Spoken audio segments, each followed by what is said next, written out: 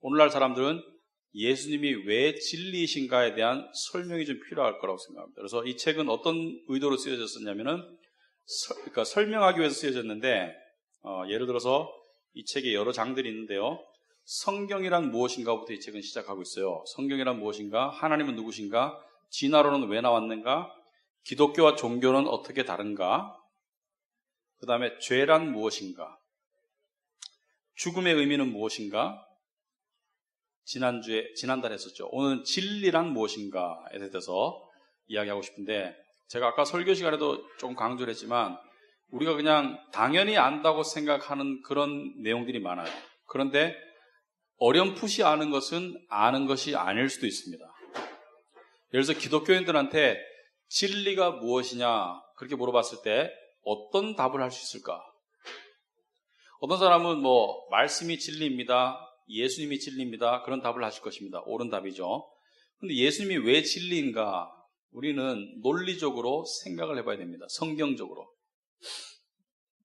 여러분들 이 질문으로 제가 시작하고 싶은데, 세상 사람들은 진리를 뭐라고 정의할까요? 세상 사람들한테 설문조사를 하는데, 당신은 진리가 뭐라고 생각하십니까? 라고 하면 어떤 답을 할 것 같습니까?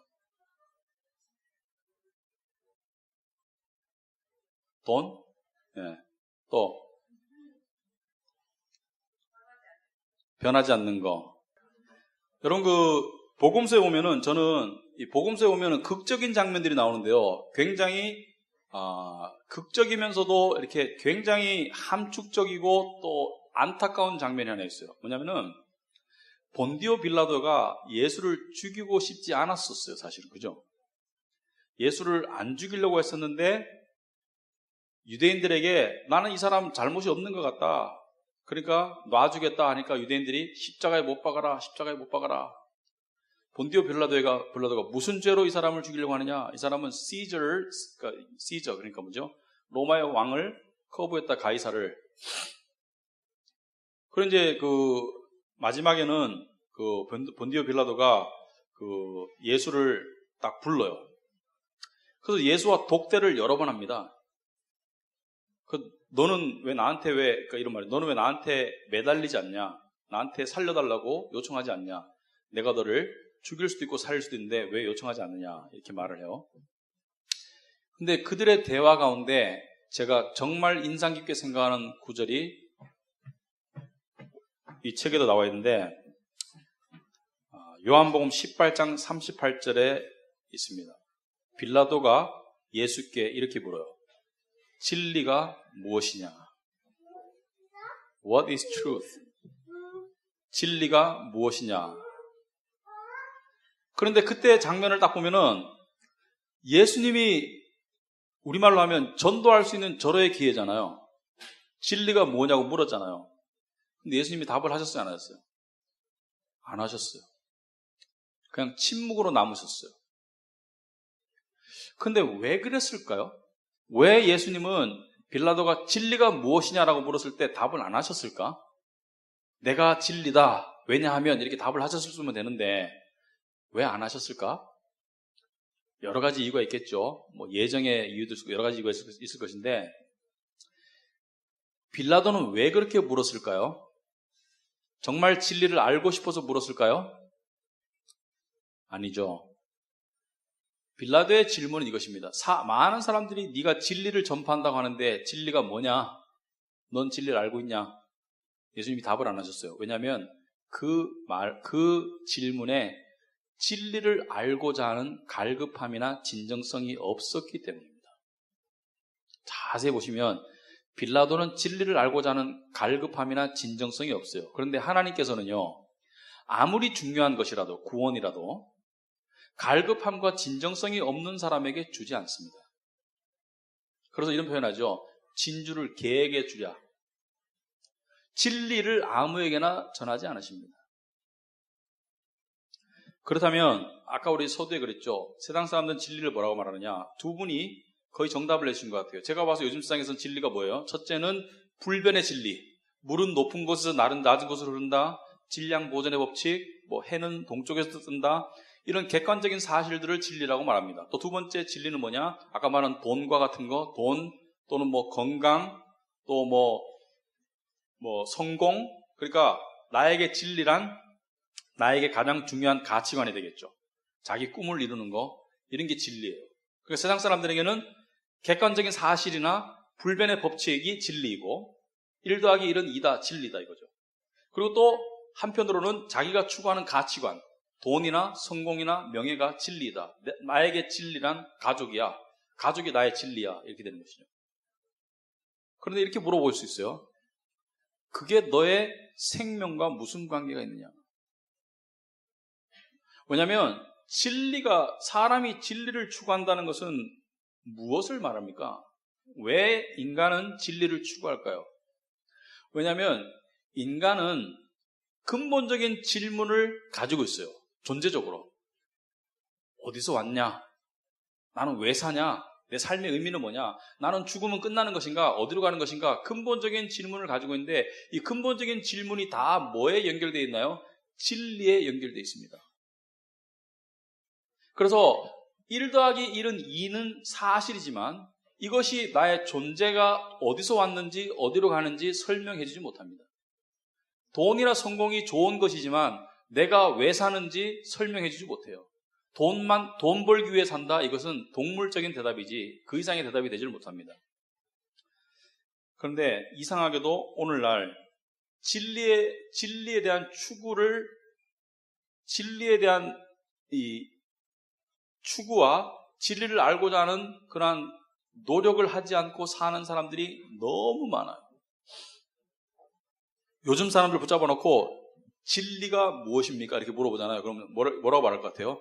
대순진리회에서 나오셨나요? 그러니까 진리라는 단어에 대한 관심이 없습니다. 왜 그럴까요? 옛날 사람들은 진리나 인생의 의미에 대해서 관심이 많았었어요. 당연하니까, 인간의 당연한 의무니까. 왜 요즘 사람들은 관심이 없나요? 왜냐하면 그만큼 물질적인 세상이 되었고 그만큼 동물화되어서 그래요. 진리에 대한 관심이 없어요.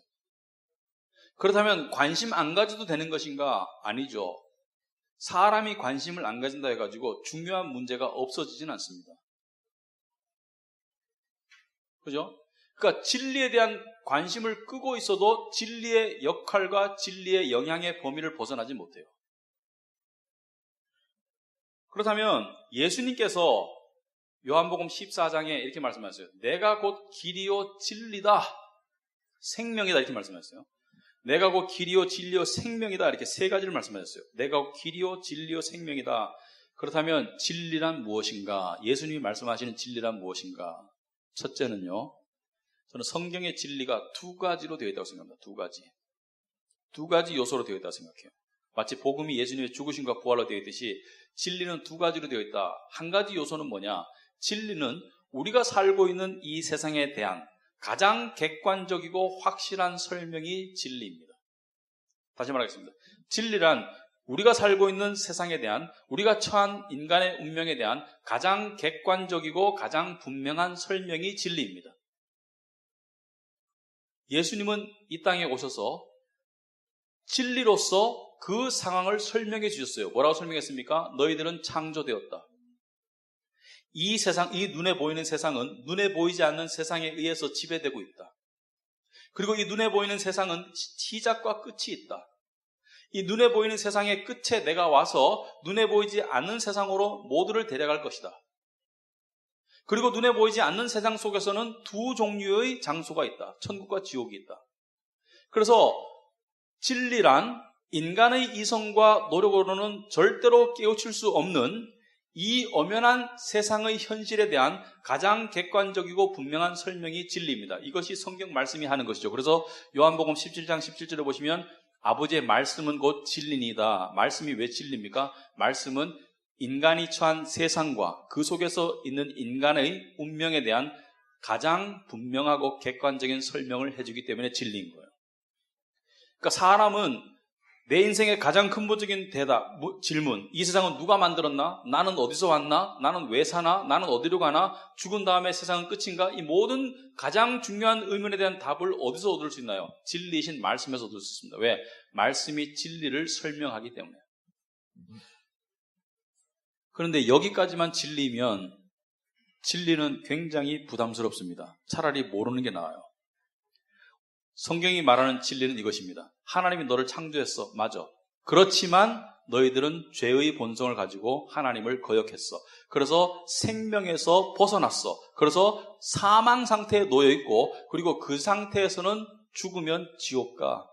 지옥은 뭐예요? 하나님으로부터 영원히 분리된 영원한 죽음의 세계가 지옥이다. 지난번에 죽음의 의미에 대해서 얘기했죠. 죽음은 불멸성의 상실이고, 불멸성의 상실은 생명 대신 하나님으로부터 분리되었기 때문에 오는 인간의 운명이다. 다 연결되어 있는 것입니다. 그러니까 의사라고 따지면은, 여러분 그런 경험 해봤어요? 저는 해봤어요. 어떤 의사인데 되게 용해. 특히 한의사분이었는데. 가니까 내 병력을 다 맞춰요. 내 몸의 상태를 다 맞춰. 그래서 결론적으로는 제가 간이 안 좋고 뭐가 안 좋대요. 너무 신기하더라고. 내가 과거에 이런 병을 앓았었대. 그리고 지금도 이런 증세가 있대. 다 맞아. 그러니까 내 몸의 상태에 대한 진리를 다 알았어. 가장 정확한 정보를 알았어. 그런데 약을 먹으래요. 그래서 50만 원을 가지고 비싼 약을 먹었는데 병이 하나도 안 나았어. 그러니까 뭐예요? 그 진리는 뭐예요? 반쪽에 불과한 것이죠. 문제는 정확하게 알려줬어. 그러나 해결책을 못 줬어요. 만약에 예수님께서 우리에게 너희들의 문제가 뭐냐면, 너희들의 문제는 하나님께 창조받았지만 죄 때문에 하나님을 거역하고 죄의 본성 가운데, 사망 가운데 머물고 있어. 그리고 너희들에겐 심판이 닥칠 거고 너희들은 그 심판의 결과 지옥 갈 거야. 원래 인간의 운명 아닙니까? 여기까지만 얘기한다면 그 진리를 차라리 모르는 게 낫지. 알고 괴로워하는 것보다 모르고 그냥 시간 닥쳤을 때 매 맞는 게 낫지. 여러분 애들 때 보면 너 저녁에 10대 맞는다. 밖에 나가 놀아. 그러면 밖에 나서 재밌어요? 차라리 재밌게 놀다가 모르고 놀다가 저녁에 10대 맞는 게 낫지. 미리 알려주는 거 재미없잖아요. 그런데 놀랍게도 예수님께서 내가 곧 길이요 진리요 생명이라고 말씀하실 때는 뭐예요? 인간이 처하고 있는 가장 객관적이고 분명한 설명과 더불어서 그 객관적인 상황의 필연적인 문제에 대한, 죄와 사망의 문제에 대한 가장 확실한 답을 제시하셨어요. 가장 확실한 해결책을 제시하셨어요. 이게 진리의 나머지 반쪽입니다. 종합적으로 말하면 진리는 두 가지로 구성되어 있다고 그러죠. 첫째는 뭐예요?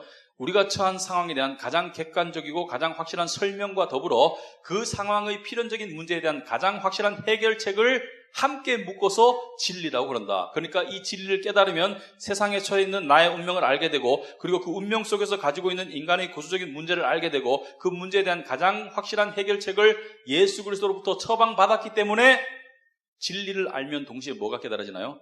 생명이 함께 오는 거예요. 그리고 하나님께로 가는, 천국으로 가는 길이 함께 주어지는 것입니다. 그래서 예수님께서 내가 진리라고만 말씀하지 않으시고 내가 곧 길이요 진리요 생명이다. 왜? 세 가지가 연결되어 있기 때문에. 생명만을 얻을 수 없습니다. 진리만을 얻을 수 없어요. 길만을 찾을 수 없어요. 진리를 찾는 자는 생명과 길을 같이 찾게 되어 있어요. 왜? 길과 진리와 생명은 하나이기 때문에 그렇습니다. 바로 예수님이 길이요 진리요 생명 한 분이시기 때문에 그래요. 그래서 진리에 대해서 정의해 보자면은, 인간이 가지고 있는 진리에 대한 개념,